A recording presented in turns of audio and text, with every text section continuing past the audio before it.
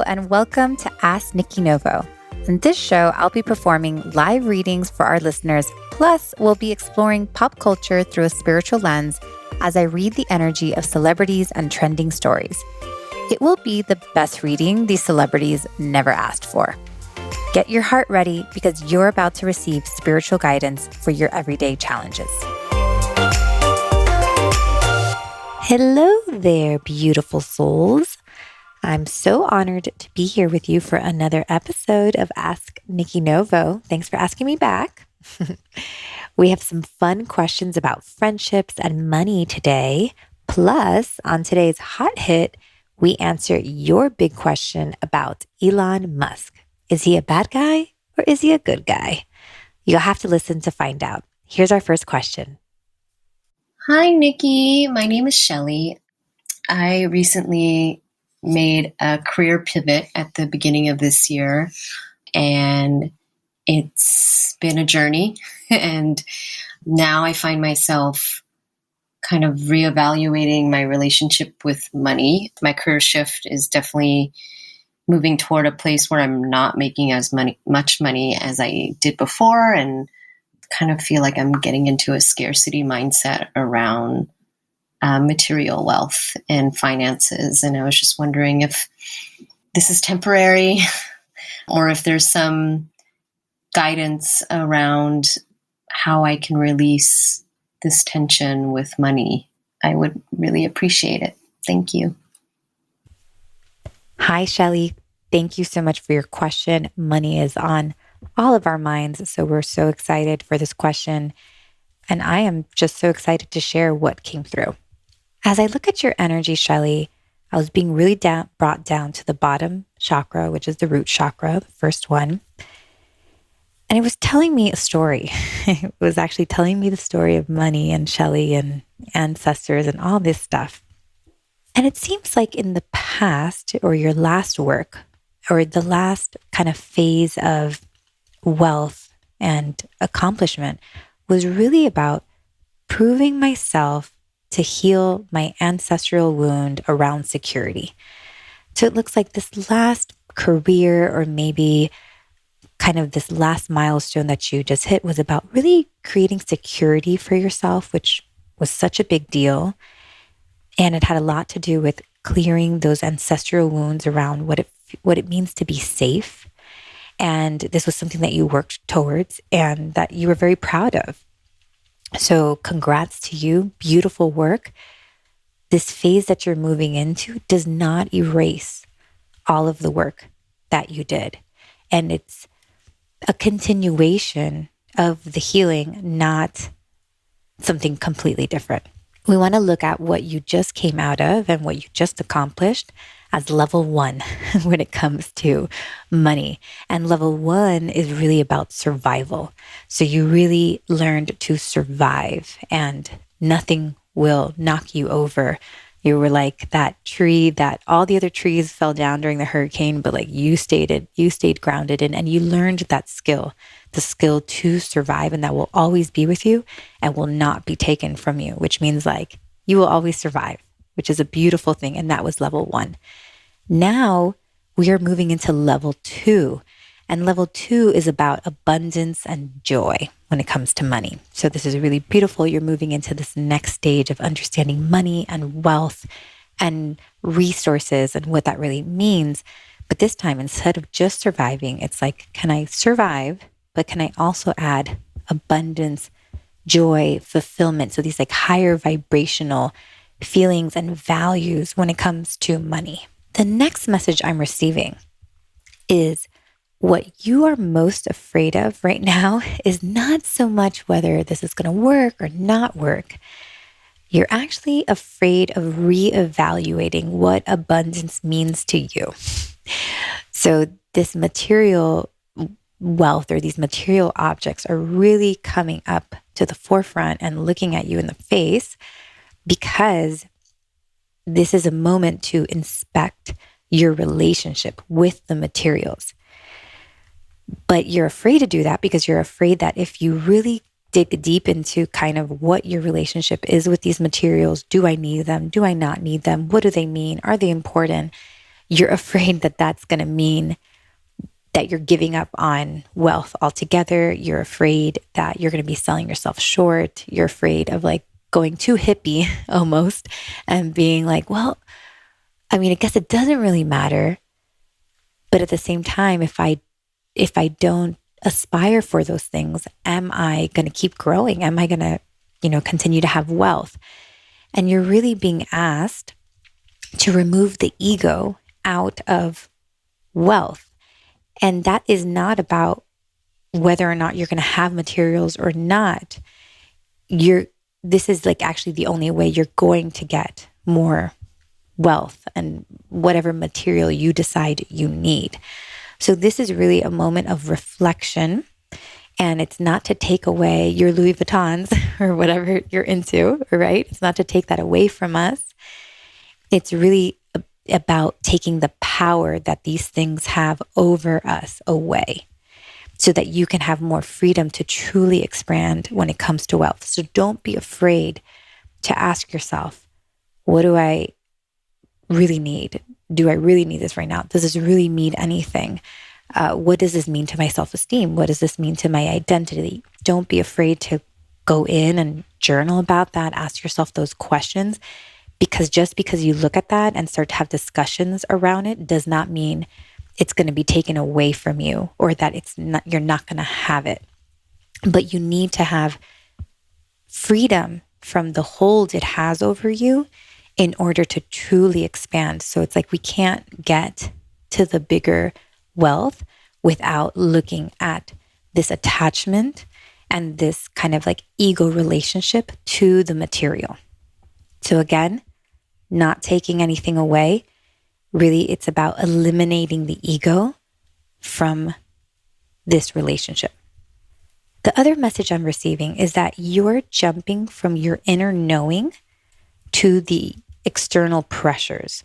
So inside, you know what you're doing and why you've made this career shift. Like it seems like there's a bigger vision, that you have this bigger vision, a bigger goal. There was a bigger reason for doing this. And you know that. And if you're feeling a little unclear on that, or maybe you don't really know the full vision right now, this is a great time to go and look at that vision and start mapping it out. It looks like it's like a 3-year plan to me is how I see this, meaning that you have like this vision that will probably take about 3 years. So it's a good time to write that out, to just write out anything that has to do with this vision.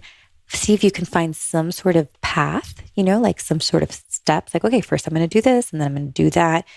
They might not all show you all at the same time, but it does look like there is a focus and a vision that you're working towards. And this is truly like a time for focus on that vision. And that's really all that's important, is to stay within that inner knowing and understand that, yes, your inner knowing may not match your external for a while, meaning where you're headed may not show up in your bank account today, right? So where you're going you're not going to have the immediate deposits for where you're going. And just because that immediate deposit is not happening does not mean that you're not on the path for wealth. And that's what you're going to have to keep telling yourself, and you're going to have to coach yourself through this. This move on your end really feels like an athlete training for the Olympics, let's say. So sometimes those athletes, they're training for 4 years. That's all they're doing for 4 years, making no money, doing nothing else, only for that one little game or, that one little thing they're going to do at the Olympics that takes seconds or minutes. It's not even like a long time. And that's what this seems like to me, that you are going to kind of dig in for the next few months and year or so in order to see this bigger vision and get that gold medal and get that big win. So you have to stay very focused on your internal knowings and forget about the external. This is definitely an investment path. So think about an investment path, right? Investment is meaning I'm okay with not seeing return right now because I know that I'm going to see return in 3 years. So I don't care if I'm, not able to go to restaurants or whatever it may be right now, because I know where I'm headed. It's like maybe maybe somebody who's in medical school, like, yeah, I know I'm going to study 9 years to become a surgeon, but after those 9 years, I'm going to have a surgery practice and I'm going to do well. So it doesn't really matter what happens these next 9 years or whatever that may be. So this is definitely an investment path that you're taking, but it's also a smarter path than the one that you were on. Your last path was very transactional. It was very much like, I do this, I get this, I do this, I get that. But it felt very hamster wheel to me and very short term. This is put in some hard work for a certain amount of time to then reap the benefit of a very smart vision. It does seem like it's an unpaved path. It looks like you are paving this path. So another scary part is that you may doubt yourself and wonder if this is actually going to pay off, because I've never seen it before. Nobody in my family's done it before, something like that. There's something different about your path. But Shelly, like, you're smart. Like, you got this. You've done hard things before, and you're such a badass for being so creative and going outside the norm. So stick to that vision. Really be protective over what external information comes to you, meaning be protective of your media, be protective of your relationships. You might not be able to let too many people in for the next few, months or years or whatever it may take, because you're an athlete right now that has the headphones on, right before the swim meet. And nobody can really talk to you right now because you're so focused on this vision. So you need to protect yourself from anything that may take you off path. I see that meditation can be very helpful. So just, if you don't have a meditation practice, working your way up to a meditation practice, meaning you start off with 5 minutes, then 10 minutes, and try to get to 20 and 30 minutes eventually, where you can learn to sit and hold focus for long periods of time, because that's going to help you stay on path and stay focused on your bigger vision. I also see breathing being helpful for you. So when you get a little nervous, when you get a little anxious, really being able to breathe through it. You do have some ancestral wounds about security and like fears of that, fears of, not of what people might think of me. It's very minimal. It looks like you've worked through it a lot, but it's still a little there. So you're going to have to kind of breathe yourself through that pain, that little discomfort that shows up, and be like, okay, I'm going to breathe my way through this. So breathing looks like it'll be very helpful as well. But to answer your question, Shelly, this does not look permanent. It looks like you know what you're doing. It looks like that your internal compass and your vision is going to be the thing, vision matched with action towards that vision, of course, is really what's going to bring you to where you've always known you're destined to be. Hey, Nikki, thanks for opening this opportunity. My question is about a friendship. I have been best friends for almost my whole life, since I was 5 years old, with somebody. And over the last year or so, I have just really felt like she has drained my energy. And this has gone on at certain points during our 30-year friendship where I have felt really drained by her.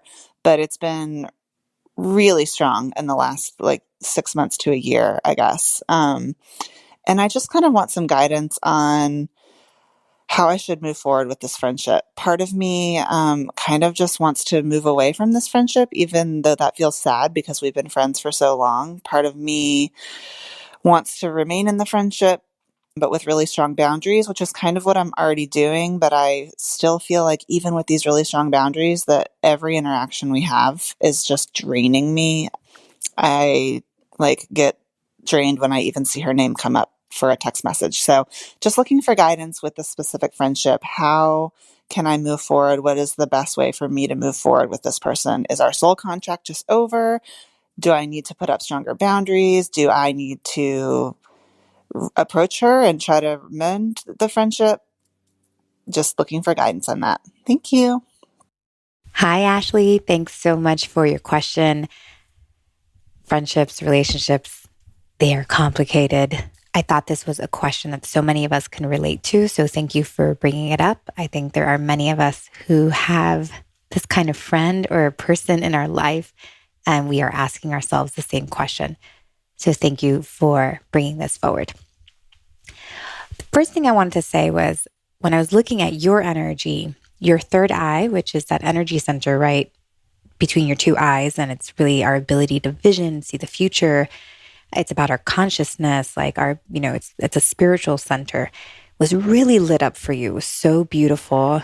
There's so much expanding going on for you, and you've done such a great job of expanding your consciousness and going beyond what was possible for you. So I know this is about the friend, but I wanted to applaud you for really expanding yourself and going beyond what your soul might have thought was going to be possible for you given your circumstances for this lifetime. So I just wanted to start off by applauding you.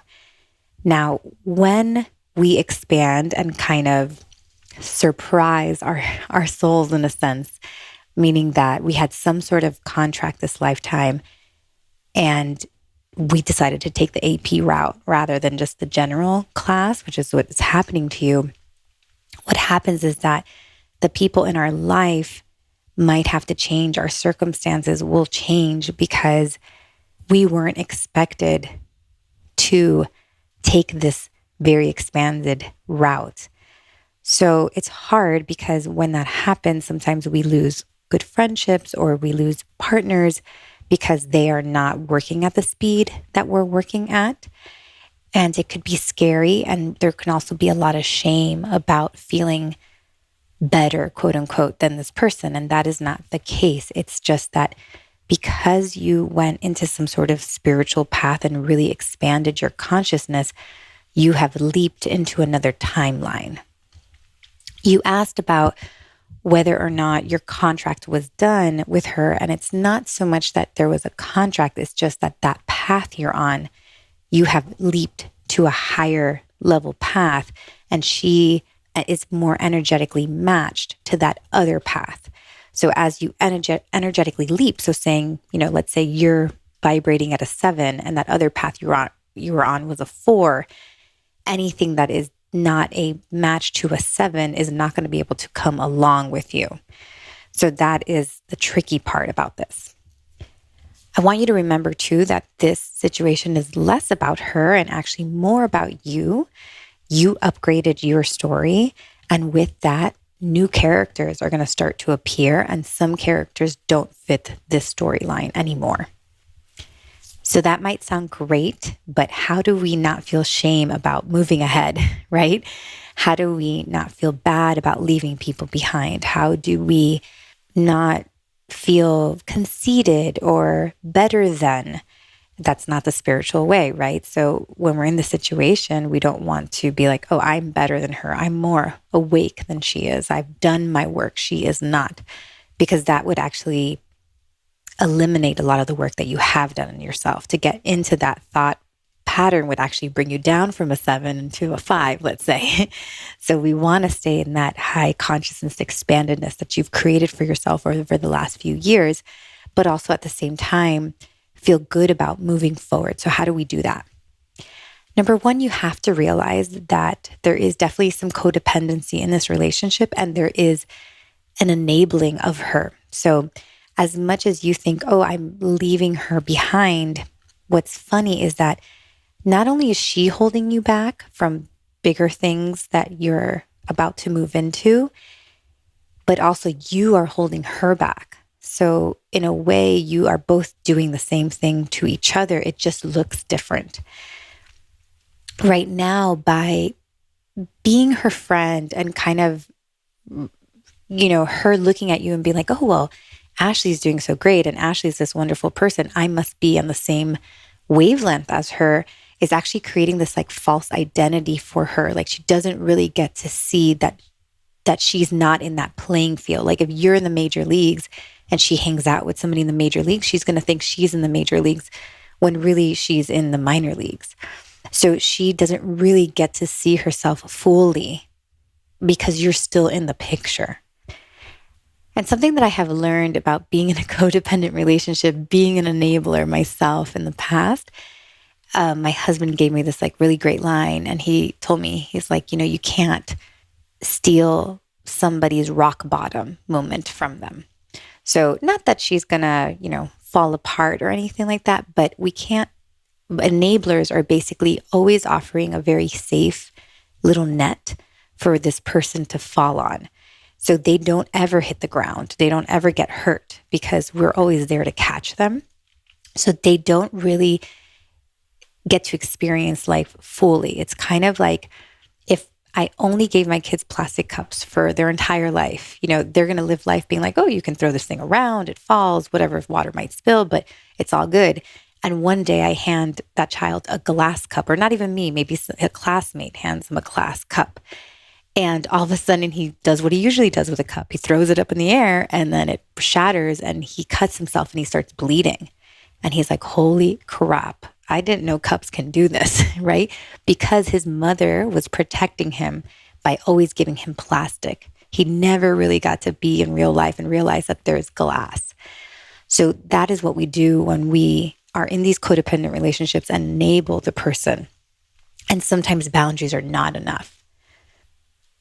So if we really love these people, what we want to do is for them to expand or to at least have the opportunity to expand, because you can let her see life without you and she may, not do anything, but it's the best chance she has to be able to expand. So if we love somebody, we want to give them that opportunity and we don't want to keep saving them from that opportunity or keeping them from that opportunity.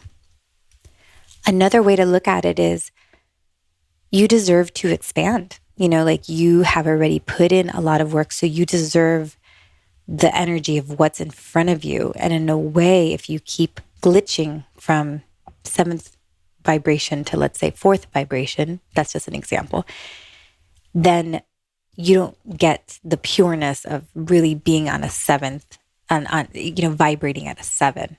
And you deserve that because you've done that work. So also, if you love yourself, you're going to give yourself this opportunity to see what life looks like at that vibration. And as simple as saying, like, I'm going to give myself a year where maybe I don't have contact with this person and see what it looks like for a whole year of staying on that vibration that you have created for yourself. And after that year, you can look at it again and be like, oh, did it really make a difference or did it not? But you deserve that chance to really see the fruit of your labor. Now, as I look at her from a soul, I definitely see that she has a journey in front of her.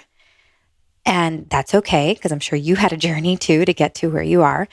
But I do also see a kind of a full circling where she, comes back, where you guys like kind of meet again. And there's no ill intentions. I actually see a very happy ending for her. I see this happily ever after. I have goosebumps. I see rainbows.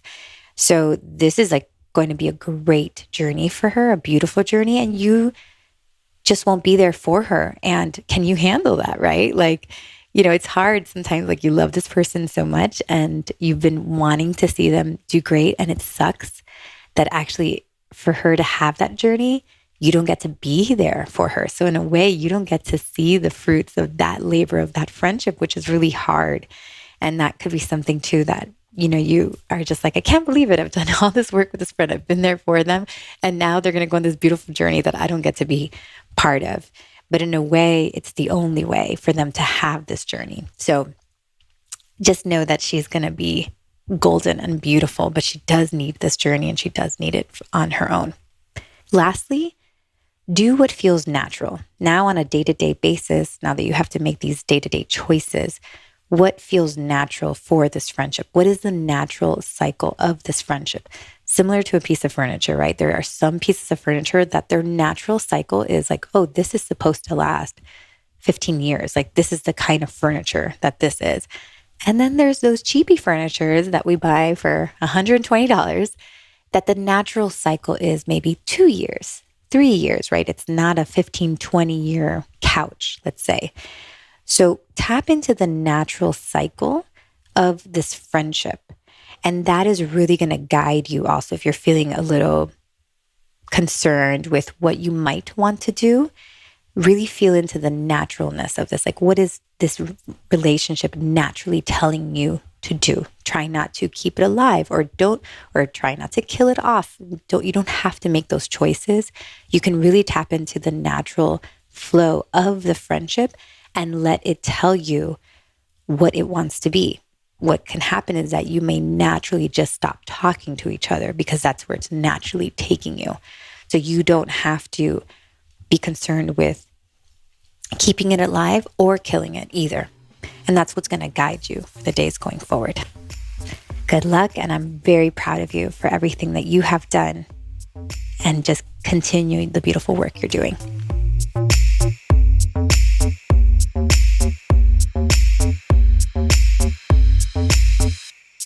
It's hot hit time. And today's victim is Elon Musk. You guys asked for it. I'm delivering. So we put out a question to my Instagram, just asking people, what reads do you want and what conversations do you want to have here on our hot hits? And Elon Musk was a big one, which I get. It's like, is he an alien? Is he not? Is he real? What is he? But I was also wondering why so many people were interested. And what I was learning was there's just this kind of overall question whether he is a good guy or a bad guy.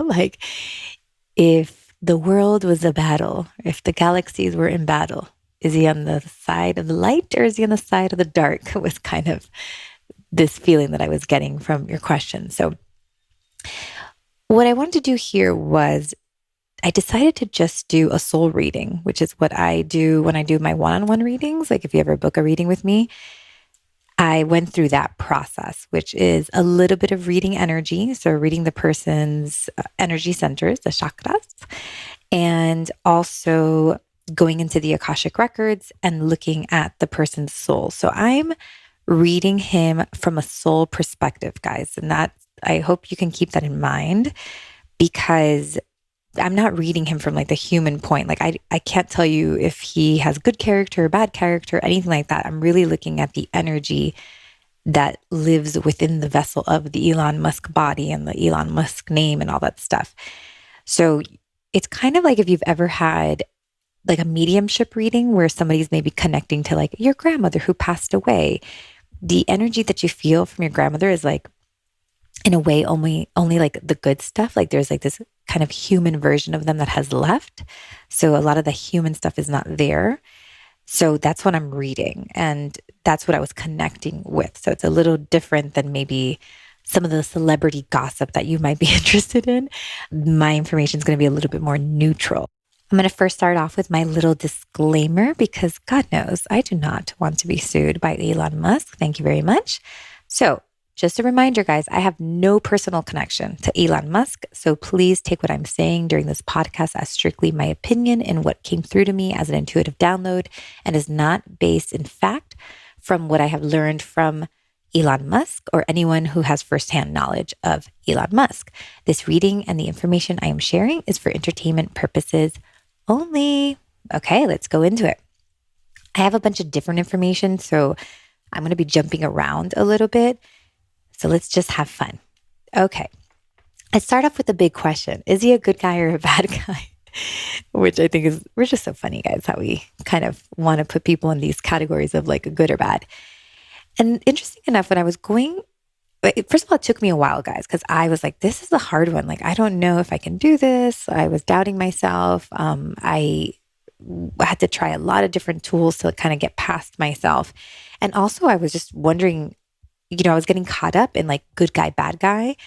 And because of getting caught up in that, I was getting like tricked energetically. And it was really tricky in the beginning. And then finally I centered myself, kind of got past that. And funny enough, right when I was doing that meditation, Benny comes into my office, my husband, and he's like, what are you doing? I'm like, I'm reading Elon Musk. And he's like, did you see this picture of him in the bathing suit?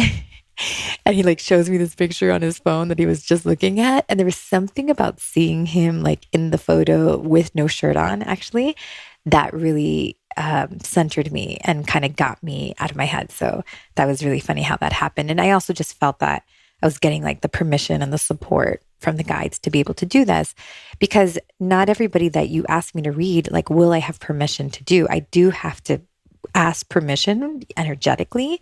And in Elon Musk's case, when I was going into his soul's Akashic records, which is kind of like the library of the information of his soul, I'm typically greeted by a spirit guide or a person's higher self. And in his case, really interesting, I was greeted by like a younger boy. So like an inner child, basically, which I've definitely seen before. So in a way, his higher self is a young boy, which makes a lot of sense, right? Because I believe he's in his 50s. I'm not sure exactly how old he is, but the general vibe I get is like, this is like a big kid having to play with all these toys, that has like the ability to make these crazy toys and play toys. So it was funny that I was guided by his, I thought it was an inner child, but it's actually a version of him from another time and another dimension. So is he a starseed? Of course, right? Like this is a soul that is so textbook starseed. If you don't know what a starseed is, it's basically a soul that has lived most of its other lifetimes, its other incarnation in other planets. So they identify like highly with these other planets that they're from. And Earth may be very new to them. They may have come to Earth before and have had lifetimes here before, but it's kind of like saying, yes, I live in the US, but I was born and raised in France. So yes, I live in the US and I'm comfortable here. I've been here for 10 years, but most of my life was in France and my family's from France. So I'm going to like really identify with being French. And that's kind of what a starseed's life on Earth feels like. Yes, I'm here and I'm doing the thing. I'm in a body. I might have even known Earth for a few times, but I'm actually from these other places. And there's a lot of hard things that sometimes starseeds go through, or kind of awkward things that they go through being on Earth and having to be in human form. And they may even seem like very strange too, many times, because they don't really understand Earth and they don't really get it. So Elon Musk is such a starseed. I don't think I had to tell you that, right? So that was very clear. And actually the inner child, this is where we're going to go weird, guys, and just kind of stick with me here, please, because I'm trying to give you like the full experience of like what I do. I can't do anything other than what I really am. So I'm going to share with you what I was getting. So I was like, oh, is this like an inner child? And I was like, oh no, this is like this young starseed. So basically a soul that is from some other planet. That's not my place of expertise. So I can't tell you exactly where he's from. And so it kind of looked like an ET type, like it didn't look like a human, like a complete human body. And it was like an orphan boy, basically, that like its planet no longer exists, or something happened to the planet, or it got like lost from its planet. So it's interesting because I think a lot of people are like, oh, is Elon Musk like here to help the collective or like destroy the collective? And I was getting so clearly in the beginning when I was connecting, it was saying like, I'm just a boy trying to get back home. So this is a soul that like, is like, listen, like I'm neutral. I am like neither good nor bad. I'm not like here for the collective. And funny enough, like his purpose really doesn't have anything to do with the collective. It's just that his personal purpose is about getting back home, basically, like, having to make a stop in Earth in order to get to like where the soul ultimately wants to get to. And because there's such a strong desire and he's so motivated about like, quote unquote, getting back home, his actions end up like affecting all of us in many ways because of the things that are coming out of him in order to heal that homesickness that this soul has. Does that make sense? I hope it does. So I thought that was really crazy and very interesting. And it was like so clear. It was like, I'm just a boy trying to get back home. So with that, I wanted to look at his path. Like, is he on path? Is he off path? Was there's this kind of soul's contract that he's fallen off of or anything like that? And what I was getting was that he's a little, he's like off his path. And a lot of what keeps him off path is emotional maturity. It looks like he's in this stage where and it's almost like I don't know if this is actually going to happen. Like, I don't know if he can make the leap, but he's kind of like stuck in some sort of like emotional maturity level. And he's like in Prince stage when he's like meant to get into King stage. And Prince stage is like more about me, myself. Like, I'm a little, I'm still self centered, all that kind of stuff. And King stage is like what is for the greater good. And that's where I think some of us are like, oh, is his purpose part of the collective? And the answer is like his purpose is not really part of the collective, but there is an opportunity for him to like upgrade his contract and realize like kind of what his personal purpose has created, like it really gave him this platform and this place in this world. And like now that my personal purpose brought me here, do I want to upgrade and actually use this for the greater good? And that's a question he has not answered yet, that the human self has like not fully answered. And when I look at it, it's like, I can't tell if he is going to answer it or not. So he may continue in Prince stage and not move into King stage. And King is when we start to ask, King and Queen stage is when we start to ask questions for the greater good. And he's just not there yet. I do see that like being on his path will actually include collaborations. Like a really good thing for him is to start collaborating. There's a little bit of, I want to play with my own toys, kind of going on with him. And, of course he's collaborating because he has a bunch of employees and people that are putting together like some of his ideas and all that.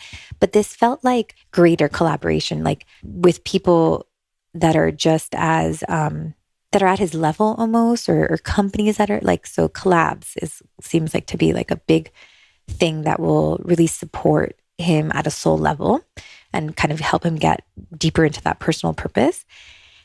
It also seems like if he starts to really like move more into his path, it looks like politics is inevitable, and not politics, American politics. It looks like world politics. Like if he starts to move into more of a collective purpose, like moving away, not just only in his personal purpose, which is like, I'm just trying to get back home. But if he decides to move into more of a collective purpose, it looks like getting into world politics is like an inevitable move. And not so much as a politician, but more about communication. And this is like a stage that would be amazing for him to get into. If he gets into like collaboration, he's going to have the ability to help like communication happen between people. But this is like a big ego place for him. Actually, if I look at his throat chakra, he's like a really bad communicator. So he would have to kind of go beyond himself here and expand and evolve. But I think that a lot of our souls are like almost like cheering on this soul, which is really interesting. I think that that's why some of you had the question. So because it could be a good thing, but it's not why he came here. So that is just something to keep in mind. So again, then I looked after his path, I was looking at his purpose, and it's, again, his personal purpose is just impacting the world, but it's not necessarily a collective purpose. If you guys, here's a little plug. I teach a purpose class if you're interested, and I kind of break down these different types of purposes in case you're interested. It's on my website. So his purpose is to find his way back, to understand planet destruction, which I thought was really interesting. Like there's something in his soul that like is interested in like how planets continue to live and how they die. And that comes a lot from this other lifetime of like this other place that he became like an orphan to. And also on a personal level, he is trying to be comfortable in a human body. So I would love to know like what his relationship is to his body, because it seems like it's uncomfortable to be in his body, and that his body is almost like a point of, it's just like a thing for him is the way it looks like. Obviously, he's in the news right now about Twitter. So for those of you who don't know, he was trying to buy Twitter, and then is like trying to back out of the deal now, but it looks like the deal's too far, that they can't back out, blah, blah, blah.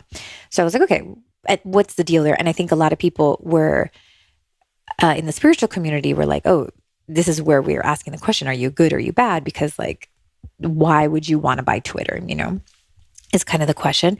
So I was asking about Twitter, and what I was getting was the reason for that interest or for that purchase was, it seemed like almost, it kind of made me feel like when you're in class with somebody and somebody, you all get projects. Everybody gets like assigned a different, like paper that you have to write, and everybody gets different topics. And let's say you really wanted to write your paper on, I don't know, Major League Baseball, but instead you got stuck with like ballet, and you're like, man, I don't want to do ballet. And you're watching your classmate do Major League Baseball and like totally failing. Like he's sucking at it. He's like not making it work. Like you don't understand how somebody could possibly not make the Major League paper work, right? And all you want is to like grab that paper and write it because you feel like you can do a much better job. So it looked like almost he was looking at like classmates, quote unquote, and being like, how could this, like, I can make this so much better. So a little bit of ego and a little bit of competition, and also just like the desire to take on this project. So that was really like where that desire came from. It really wasn't political, and there's just kind of this like wanting to do it better. But then it seems that he's not the one doing any of this, right? He has tons of people. Like if he takes on Twitter, he's not taking on Twitter, right? His like team is taking on Twitter, and like the people he needs to hire or the people around him. So it actually seems like the people around him that like work with him don't want this project. And that was the beginning of the end, like where like the team didn't want to do it. So therefore, how could he purchase this thing if nobody around him wants to do it? Like they don't want to work on it is what I was getting. And then it looked like as they went deeper into Twitter seems to be like a major money pit, and it looks like a facade. Like it almost, when I was in meditation, what I was seeing was like this really beautiful restaurant from the outside, and even like having really nice design. But then you go to the back of the kitchen and there's like rats, and it's like gross. So it was almost like it looked a certain way. But then when you go deep into the books, or when you go deep into the business, it was like totally something different than what was being shown. So that's also why there's like this desire to get out. Okay. So then lastly, I was going through his energy. So again, looking at the energy centers. So I start from the top, which is the crown chakra. And I actually couldn't, and the crown is like spirituality, connection to my beliefs. And all I could say, and it's funny because it's like over your head too, it's over your brain. So of course, I think the biggest interest in Elon Musk is his brain, like what's going on in there. And all I saw was like this connection to the other place. So I wonder, it's like, I would love to know like how aware he is that he is like almost like 1 foot in this world and 1 foot in like this other world also. So it almost makes me seem like there's very little differentiating from like the brain from this earth and the brain for the consciousness from this other place that he's in. So there's a constant kind of like the consciousness is like almost like not of this body and not of this earth is the way that I was seeing that. And I wonder how like aware he is of that. The third eye was very lit up. This definitely seems like a strong place for him. Third eye is all about like our ability to vision, see the future, all that kind of stuff. This is very connected to like where he's from. So it looks like he's from more of an advanced planet. Like these are the memories that he has. So he's just kind of like, oh, we can bring that into this world. Like, why not bring this into the world? The same way, for example, I just moved from Miami to Western North Carolina. And there's some things about here that I'm like, we're so behind here. Like, imagine if we would bring, I keep thinking like, we need a smoothie shop here. And there's a part of me that like just wants to open a smoothie shop, right? Like, so it's not so much as like, yeah, maybe a part of me is like, oh, this would be great for the community, but it's kind of also like a personal thing. Like, oh, I want to bring this. So that's why like his ability to vision is not as humanitarian as like some may think. A lot of it is like, oh, I want to see this in the world, which is okay. It's just one way to do things. The throat chakra, which is in the throat, this is like my ability to communicate, my creativity, my truth. This is a really hard place for him. It just looks like he's just like not a good communicator. And the way he gets by looks like he seems to have people around him that may not know, but they're like telepathic. So he works well with people who are telepathic that could kind of like pick up on his vibe because he's like not able to like truly communicate. Again, it looks like being in a relationship with him in whatever form would be very difficult. His heart was good. I mean, it wasn't like the most beautiful heart I've ever seen, but it was also not like a scary, closed, bad heart or, hurt heart. It was just very much like telling me, like, I don't get distracted by emotions. Like, which again, I think that this is like the next level of like evolution for this soul, is like to start tapping into the heart, to move into king, to ask these bigger questions. But like right now, we're just not there, like that's just not what's happening. But again, it's not like evil, it's more neutral. So then the solar plexus, which is in the stomach, this is like self-esteem, self-worth, self-identity. What was really interesting here is that what I was getting from here was I don't feel understood. Like I am not understood. Like people don't understand me. But usually you would see that in like the heart, more about like emotions. And this is like being seen in the place where I identify. So this is like how I present to the world, like what my identity is. And his identity is connected to I am not understood, which is kind of working for him because he is used to not being understood. So therefore, it's like part of my brand is to not be understood, is to do weird things. I identify with that. Like my identity is wrapped up in not being understood. I can't imagine being somebody who is understood, which in a way gives him a lot of freedom to do like the wild things that he does and to act the way he does. And also probably in relationship, probably easy to kind of pass things off and be like, oh, well, I'm never understood anyways. Like that's just my truth. So I thought that was interesting to find it there. It's not an emotion. It's not like oh, I don't feel seen. I don't feel heard. It's more like, this is my brand. So I thought that was interesting. Oh my gosh, his sacral energy, which is right above the reproductive organs. Like if you're a female body, it's like right above your womb, right? It was like a very active place. Almost felt like kind of nerdy, but also a lot of energy and almost like the connection to the physical body. And since we know his physical body is kind of like a thing, I'm like, this guy for sure, it's like always having to hook up, which Benny, after I did this reading, Benny was telling me that like, I don't know, he has like twins with with somebody that works for him and, has had like all these different kids and all these different relationships, which like makes sense to me. And I could think that activity was really there in the sacral energy. Very scary. I was like, oh, get me out of here. And then the last center is the root chakra, which is all the way at the bottom. This is like the bottom of our spine. This is like money and family and where we come from, all that kind of stuff. It's about grounding.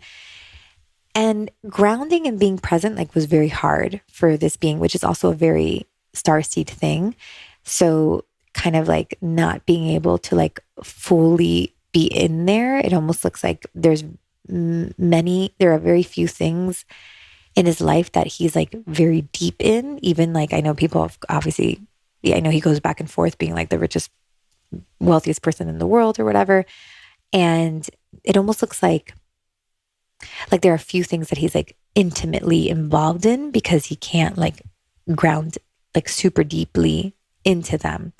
So I was reading that there's some like reports on him saying like, he's not tied to his money and stuff like that. And I would believe that actually. Like I felt like that would be true because there's a level of like unattachment. So I think it's really not about money for him. It's more about that personal purpose that has like brought him to this place where he has, because of the seeking of home, which is like this other planet and these big questions and these big ideas, has built like the person that he is. And it's not necessarily about the money or anything like that. So I would agree with that.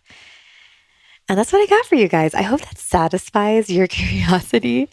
And it's just what I was getting. I wish I could confirm for you, but I just wonder, maybe some of it validates some of the stuff that you've been thinking.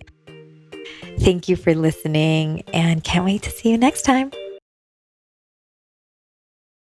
I leave you with this blessing, a sacred song written and performed by my dear friend, Lindsay Simsick. This is Clarity. Yeah.